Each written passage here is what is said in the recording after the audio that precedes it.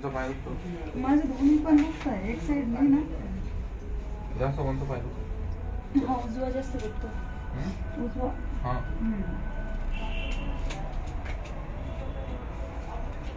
देशात कोणाला दाखवलं भरपूर डॉक्टरांना दाखवलं कुरकुर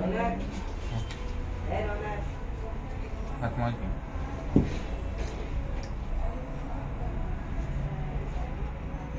एवढे दुखतो हे दुखतं दोन्ही साईड आहे ह्या आणि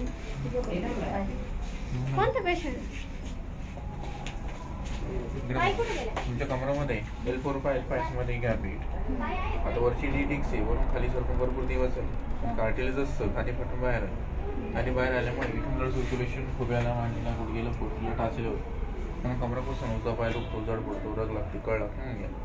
म्हणून झोपतून उठले बसून उठले वाकडं वाकडं चालतं मग सरळ चालतं आता बरेच डॉक्टर याला जर तुम्ही कमराचा MRI केला तो ऑपरेशन सांगतो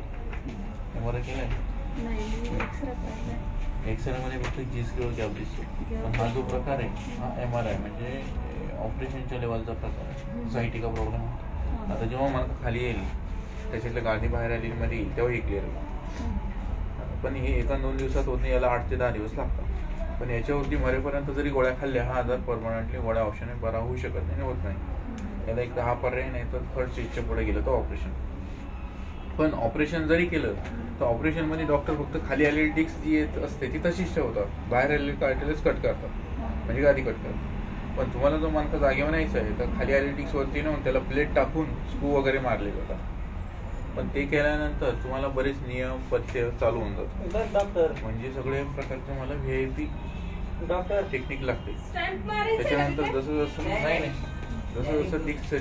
कार्टिलेज लेवलला येईल तेव्हा येईल आणि हे दोन्ही साईडला का दुखतं ते कमरामध्ये सूज असल्यामुळे हे दोन्ही जास्त दुखतं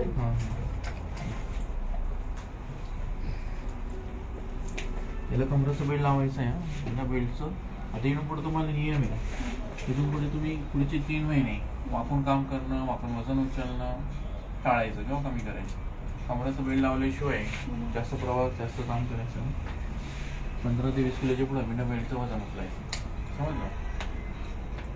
इथून पुढे पालतं झोपायचं आणि 30 डिग्री बसायचं का झोपायचं कशी झोपायचं माइंड अशी ऐका ना आता याच्या काही गोळ्या खायच्या सध्या कशासाठी त्याच्यासाठी ना डॉक्टरांना दाखवलं